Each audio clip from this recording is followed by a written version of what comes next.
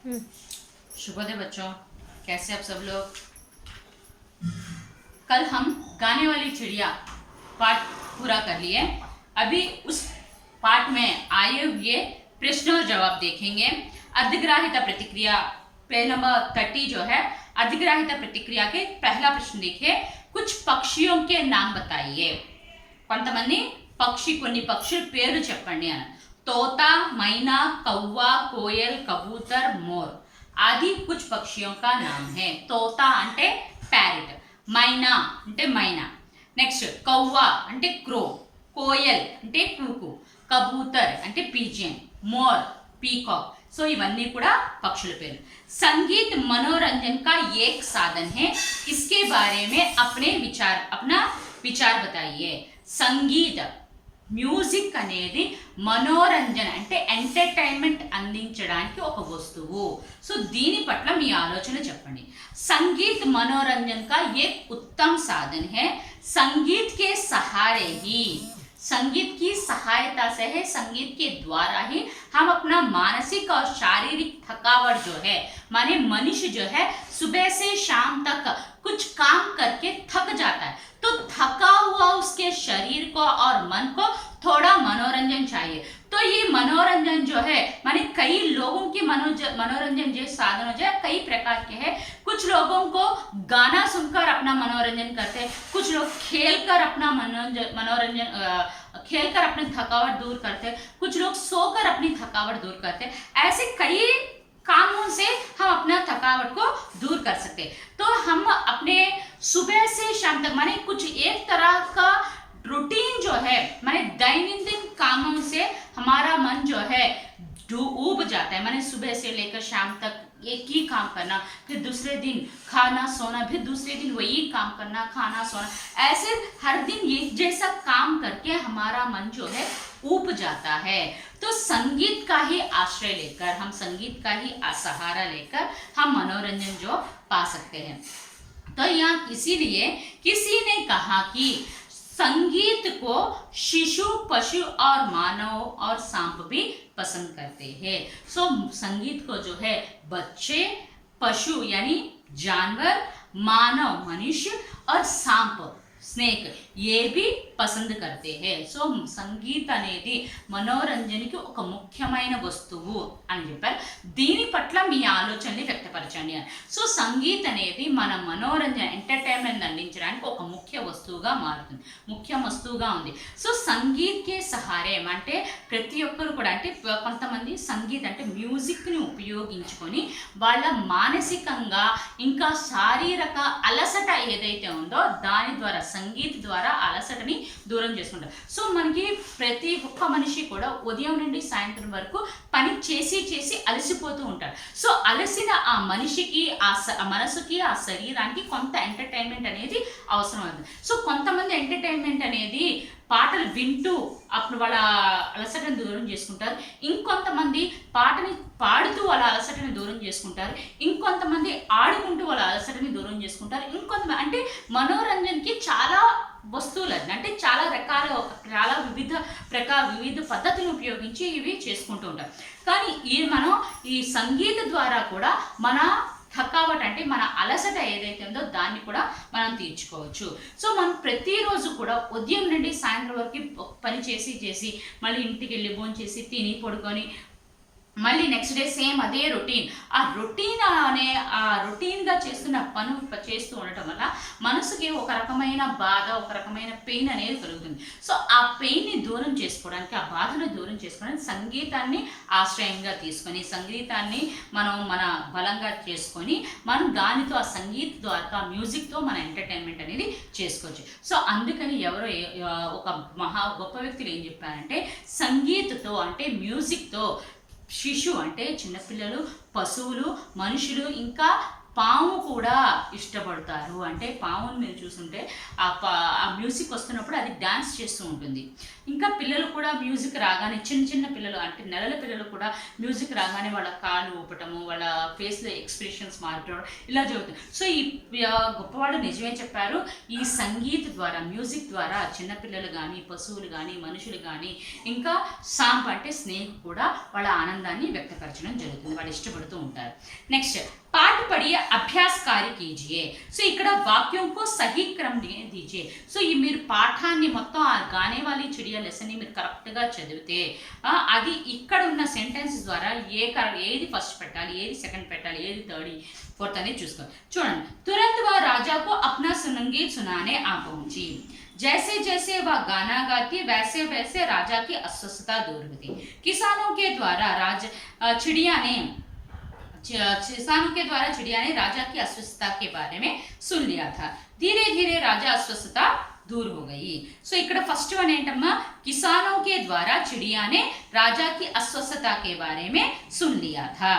तुरंत next point, next word ఏంటి, next sentence ఏంటి, तुरंत वह राज को अपना संगीत सुनाने आ पहुंची. सेकंड वन, जैसे जैसे वह गाना गाती वैसे वैसे राजा की अस्वस्थता दूर हो गई. నెక్స్ట్ లాస్ట్ వన్, ధీరే ధీరే రాజాకి అస్వస్థత దూర్ హోగి. సో ఫస్ట్ వన్ ఏంటి, రైతుల ద్వారా చిడియా ఏం తెలుస్తుందంటే రాజుగారి హెల్త్ పాడైంది అన్న విషయాన్ని తెలుస్తుంది. సో వెంటనే తను ఎక్కడికి వెళ్ళింది, తన ఆ పాటను వినిపించడానికి దర్బార్కి వెళ్ళిపోయింది. సో ఎప్పుడైతే తను పాట పాడడం స్టార్ట్ చేసిందో అలా అలా రాజుగారి యొక్క అస్వస్థత అనేది దూరం అయిపోయింది. ఆయన అనారోగ్యం పోగొట్టుకొని ఆరోగ్యంగా తయారు. సో నెమ్మదిగా రాజా తన అనారోగ్యం అనేది దూరం అయిపోయి ఆయన కంప్లీట్ హెల్దీ మ్యాన్గా తయారయ్యాడు. నెక్స్ట్, కిస్నే కిస్సే కహా, కిస్నే కిస్సే కహా, ఎవరు ఎవరితో అన్నారు. ఇక్కడ 3 సెంటెన్సెస్ ఇవ్వడం జరిగింది. ఎవరు ఎవరితో మాట్లాడారు. तुम लोगों ने कभी मुझे गाने वाली चिड़िया के विषय में नहीं बताया. ఈ విషయము ఎవరు చెప్పారు, రాజుగారు చెప్పారు. ఎవరితో చెప్పారు, సేవకులతో. ఆయన సేవకులు పిలిచి మీరు ఎప్పుడు కూడా నాకు గానే వాली चिड़िया గురించి ఎందుకు చెప్పలేదు అని రాజుగారు సేవకుల్ని అడుగుతున్నారు. నెక్స్ట్, हमारे राजा तुम्हारा मधुर संगीत सुनना चाहते हैं. हमारे राजा तुम्हारे मधुर संगीत सुनना चाहते हैं. సో ఈ వాక్యాన్ని సైనికుల యొక్క ప్రార్థన మేరకు సైనికులు రిక్వెస్ట్ చేయడం వల్ల ఆ అమ్మాయి అనేది ఎవరిని అడిగింది, గానే వాली चिड़िया అని అడిగింది. నెక్స్ట్, मुझे अपना संगीत मेहनत करने वालों को भी सुनाना है. సో ఈ వాక్యం ఎవరితో అన్నారు, मुझे अपना गाना मेहनत करने वालों को भी सुनाना है. నేను నా పాటని కష్టపడే వాళ్ళకు కూడా వినిపించాలి అని అన్నారు. ఎవరన్నారు, గానే వాली चिड़िया ఎవరితో అన్నారు, రాజాతో అన్నారు. ఓకేనా. ఇక్కడ చూడండి, అనుచ్ఛేద్ పढ़कर प्रश्नों की उत्तर दीजिए. भारत सरकार, ఇక్కడ అనుచ్ఛేద్ ఒక పారాగ్రాఫ్ ఇచ్చాడమ్మా, క్వశ్చన్స్ ఇచ్చాడు, ఒకసారి చూడండి. भारत सरकार ने वन्य जीवों के संरक्षण के लिए सन 1972 में वन्य प्राणी सुरक्षा अधिनियम सन 1972 बनाकर सभी राज्यों के वन्य प्राणियों के शिकार पर प्रतिबंध लगा दिया एवं वन्य जीवों के स्वच्छंद विचरण के लिए देश के विभिन्न भागों में 69 राष्ट्रीय उद्यानों को 399 अभयारण्यों को एवं 35 प्राणी उद्यानों को निर्माण किया गया है. इसके साथ ही दुर्लभ प्रजाति के वन्य जीवों की संरक्षण के लिए प्रोजेक्ट टाइगर जैसे योजनाएं भी आरंभ की है. फर्स्ट क्वेश्चन, भारत सरकार ने वन्य जीवों के संरक्षण के लिए कौन सा अधिनियम बनाया है. वन्य जीवों की संरक्षण के लिए सन 1972 में वन्य प्राणी संरक्षण अधिनियम 1972 बनाया गया. यहाँ पर कितने राष्ट्रीय उद्यानों की संख्या बनाई गई, यानी राष्ट्रीय उद्यान అంటే ఎవరు, ఎన్ని 69 राष्ट्रीय उद्यान అంటే నేషనల్ వైడ్ గా. नेक्स्ट, बच्चों की सुरक्षा के लिए कौन सी योजना कार्य कर रहे हैं. सो बच्चों की सुरक्षा, बाघों की सुरक्षा, బాఘం की सुरक्षा के लिए అంటే టైగర్స్ ని రక్షించుకోవడానికి ఏ యోజనని పెట్టారు, ప్రాజెక్ట్ టైగర్ అన్న యోజనని ప్లాన్ ని పెట్టడం జరిగింది. నెక్స్ట్, अभिव्यक्ति सृजनात्मकता जोड़ना. मजदूरों और किसानों की दशा सुधारने के लिए हमें क्या करना चाहिए. मजदूर यानी लेबर, श्रमिक कहते हैं, और किसान यानी कृषक, खेत में काम करने वाले, उनकी परिस्थिति को, उनकी दशा को सुधारने के लिए हम క్యా క్యా కర్నా చాహియే, మనం ఏమేం చేయాలి. సో లేబర్స్కి ఇంకా రైతుల యొక్క పరిస్థితి మెరుగుపరచడానికి మనం ఏమేం చేయొచ్చు. మజ్దూరు और किसानों की दशा सुधारने के लिए हमें ये करना चाहिए.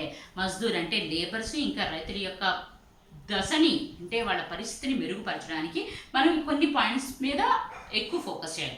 మజ్దూరంకు అధిక వేతన్ దేనా చాహియే.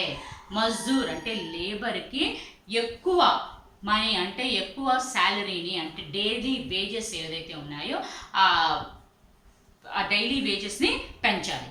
మజ్దూరోं से ज़्यादा घंटा काम ना लेना चाहिए. లేబర్ ఎవరైతే ఉన్నారో వాళ్ళని ఎక్కువగా మనం పని చేయించకూడదు, ఎక్కువ గంటల్ని మనం పని చేయించకూడదు. కేవలం 8 घंटे दिन में केवल 8 घंटे काम करवाना चाहिए. అంటే లేబర్తో కేవలం 8 అవర్స్ మాత్రమే మనం పని చేయించాలి, అంతకన్నా ఎక్కువ మనం పని చేయించుకోకూడదు. మజ్దూర్ और किसानों के बारे में सोचना और उनकी सहायता करना चाहिए. మనం లేబర్స్ గురించి ఇంకా రైతుల గురించి ఆలోచించడము, వాళ్ళ హెల్ప్ చేయడం అనేది మన కర్తవ్యం. కిసానों की साक्षर बनाने के लिए प्रौढ़ शिक्षा केंद्र बड़ी मात्रा में होना चाहिए. రైతుల్ని ఎడ్యుకేట్ చేయడానికి, రైతుల్ని అంటే వాళ్ళు ఏ విధమైన అంటే పంట పొలాల్లో పండించడానికి కూడా సైంటిఫికల్ రీజన్స్ని తెలుసుకొని అలాంటి పద్ధతులను ఉపయోగిస్తే మనం ఎక్కువ ధాన్యాన్ని కానీ ఎక్కువ పంటని కానీ మనం పండించుకోవచ్చు. సో అందుకని నైట్ స్కూల్స్ ప్రౌఢ శిక్షా కేంద్రం అంటే పెద్దవాళ్ళకి శిక్షా కేంద్రాలని ఓపెన్ చేసి వాళ్ళని ఎడ్యుకేట్ చేస్తూ ఉండాలి. किसानों को वैज्ञानिक उपकरण అంటే కిసాన్కి వైజ్ఞానిక ఉపకరణ అంటే కల్ బీజ్ ఖాద్ ఆది भी सस्ते मूल्यों को देना चाहिए. అంటే విత్తనాలు కానీ ఎరువు కానీ ఇంకేమన్నా మషిన్స్ కానీ ఇవన్నీ కూడా మనం ఎక్కువ రేట్లు కాకుండా తక్కువ మొత్తంలో వచ్చేటట్టుగా వాళ్ళని చూడాలి. उन्हें कम सूद पर ऋण देने सहकारी समितियों की स्थापना करना चाहिए. సో ఈ రైతులు అనేవాళ్ళు పంటలు పండించడానికి వాళ్ళకి ఫస్ట్ పెట్టుబడి అనేది కావాలి. సో ఈ పెట్టుబడి పెట్టడానికి వాడికి తక్కువ మొత్తంలో అంటే తక్కువ వడ్డీ ఉండే రుణాలను ఇప్పించి అలాంటి సమితిని స్థాపించి వాళ్ళకి తక్కువ రుణాలకి మనం వాళ్ళకి లోన్ ఇప్పించేటట్టుగా చూసుకోవాలి. नेक्स्ट, राजा ने चिड़िया के लिए सोने का पिंजरा बनवाया था. आपकी नजर में चिड़िया को पिंजरा में रखना उचित था? अपने उत्तर का कारण बताइए. సో రాజా చిడియాకి సోనే కా పింజరా అంటే బంగారు మందిరాన్ని తయారు చేసి పెట్టాడు. మీ దృష్టిలో చిడియాని అంటే ఆ పక్షిని పంజరంలో పెట్టడం కరెక్టేనా? మీ ఆన్సర్ని సపోర్ట్ చేస్తూ చెప్పండి. సో राजा ने चिड़िया के लिए सोने का पिंजरा बनवाया था. मेरी नज़र में माने जिस किसी के नज़र में भी चिड़िया को पिंजरे में रखना सही नहीं था, क्योंकि हम आज़ादी से जीना चाहते हैं कि नहीं. हम आज़ादी से हम पर किसी प्रकार की दबाव रखना नहीं चाहते.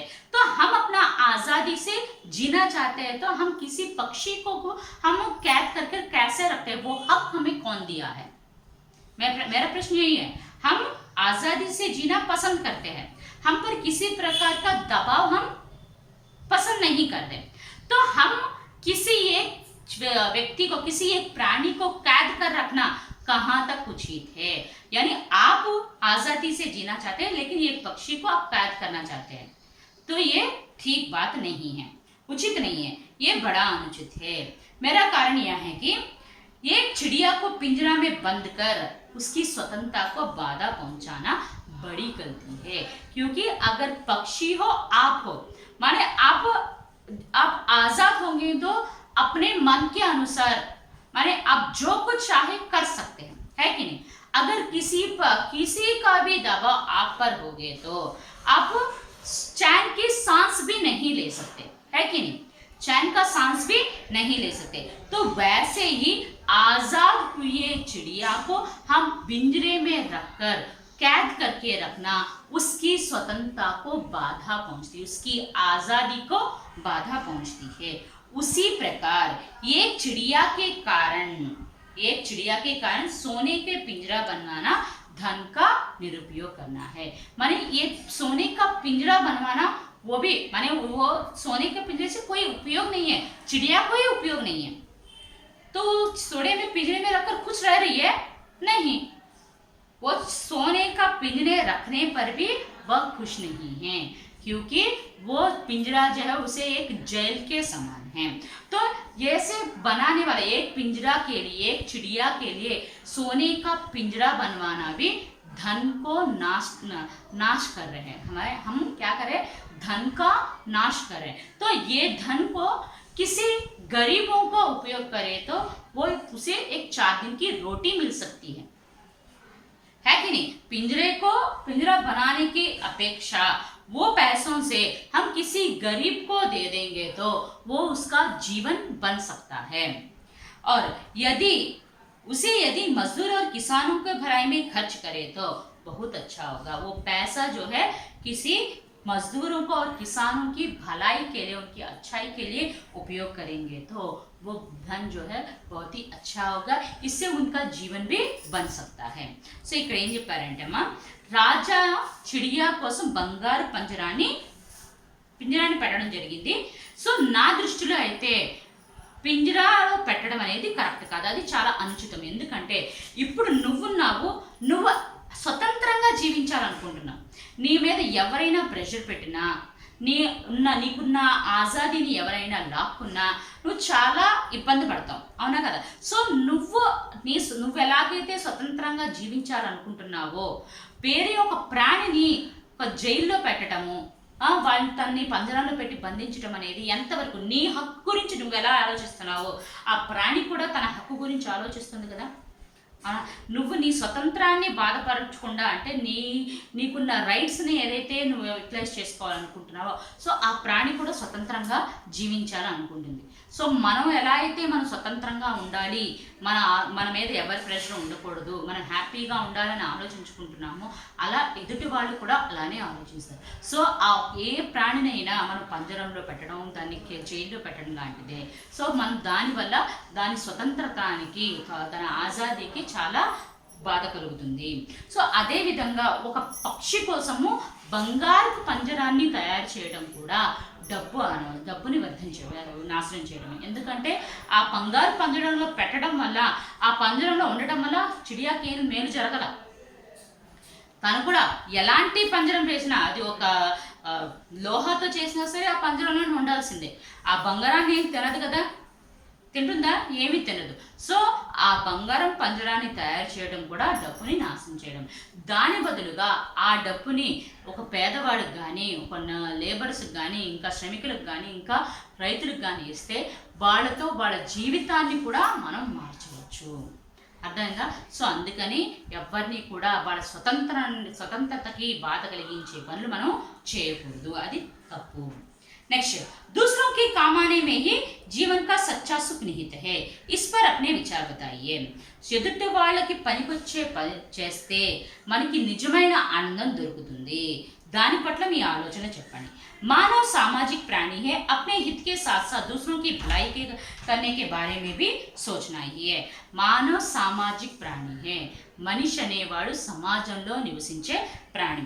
అప్నే హిత్ కే లియే, తన మంచి కోసము ఇంకా ఎదుటి వాళ్ళకి హెల్ప్ చేయడం కోసం గురించి ఆలోచించాలి। సంసార్ మే అకేలే ఏక్ వ్యక్తి కోయి కామ్ పూరా నహీ కర్ సక్తా, ప్రపంచంలో ఏ వ్యక్తి కూడా తన కంప్లీట్ పని అనేది చేసుకోలేడు। సో ఇస్కే లియే లోగోं की सहायता जरूरी लेनी चाहिए। సో అందుకని ఎదుటి వాళ్ళ సహాయం అనేది కంపల్సరీగా తీసుకోవాలి। జీవన్ నిర్వాహ करने के लिए भी दूसरों पर आश्रित रहते हैं। సో మన జీవితాన్ని జీవించాలి అంటే మనం ఎవరో ఒకరి మీద డిపెండ్ అవ్వాల్సి వస్తుంది। సో అలాంటి పరిస్థితుల్లో మనం ఎదుటి వాళ్ళ యొక్క గొప్పతనాన్ని తెలుసుకొని వాళ్ళకి ఉంటే కామాయేతో వాళ్ళ గొప్పతనాన్ని తెలిసి మనం వాళ్ళకి హెల్ప్ చేసే విధంగా ఉంటే, మనం ఆ హెల్ప్ చేసే విధంగా ఉంటే ఆ లైఫ్ అనేది బాగుంటుంది। అప్పుడే స్వార్థ భావన భూల్కర్, మన సెల్ఫిష్ని వదులుకొని ఎదుటి వాళ్ళకి సహాయం చేయడంలోనే మనిషి యొక్క మొదటి కర్తవ్యము। సో దీనివల్ల మనిషికి హ్యాపీనెస్ అనేది కలుగుతుంది, తన జీవితానికి ఒక సార్థకత అనేది వస్తుంది, అర్థమైందమ్మా। మనిషి అనేవాడు సమాజంలో నివసించే ప్రాణి। సో ప్రతి ఒక్కరు కూడా తన మంచి కోసం, అప్నే హిత్ కే సాథ్ సాథ్ తన మంచి కోసము ఎదుటి వాళ్ళ సుఖం కోసం, ఎదుటి వాళ్ళ మంచి జరుగుకోవడం కూడా ఆలోచించుకోవాలి। సో ప్రపంచంలో ఏ ఒక్క వ్యక్తి కూడా ఎవరి మీద డిపెండ్ అవ్వకుండా పని చేయలేడు। సో ఎవరైనా సరే ఒకానొక సమయం ఎవరి మీదైనా డిపెండ్ అవ్వాల్సి వస్తుంది. సో ఆ డిపెండ్ అవ్వాల్సి వస్తుంది. మన జీవితాన్ని జీవించడంలో ఎదుటి వాళ్ళ మీద డిపెండ్ అయ్యే పరిస్థితులు క్రియేట్ అవుతాయి. సో అలాంటి పరిస్థితుల్లో మనం ఎదుటి వాళ్ళ యొక్క గొప్పతనాన్ని తెలుసుకొని వాళ్ళకి పనికొచ్చే పనులు చేస్తే మన జీవితం అనేది హ్యాపీగా జరుగుతుంది.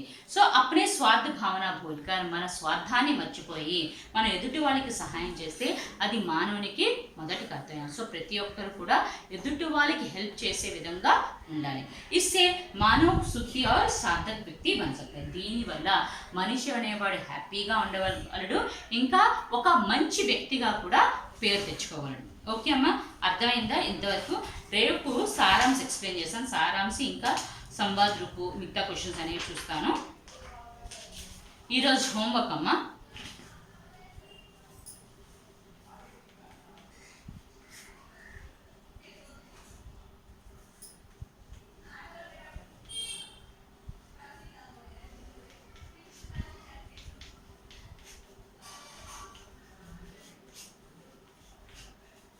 गाने वाली चिड़िया 1-2 क्वेश्चन एंड आंसर्स. अर्धग्राहित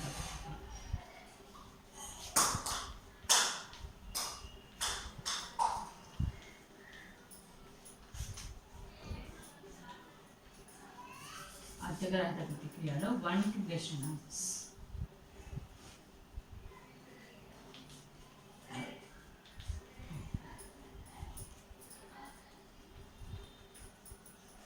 అర్థగ్రాహిత ప్రతిక్రియలో 1-2 క్వశ్చన్ ఆన్సర్స్ అమ్మ. చదివి చూడకుండా మీ హోంవర్క్ బుక్స్లో రాయండి. ఓకే అమ్మ, నెక్స్ట్ క్లాస్లో సారాంశం ఇంకా మీకు రిమైనింగ్ క్వశ్చన్స్ ఏవైతే ఉన్నాయో అవన్నీ ఎక్స్ప్లెయిన్ చేస్తాను. ఓకే అమ్మా, థ్యాంక్ యూ.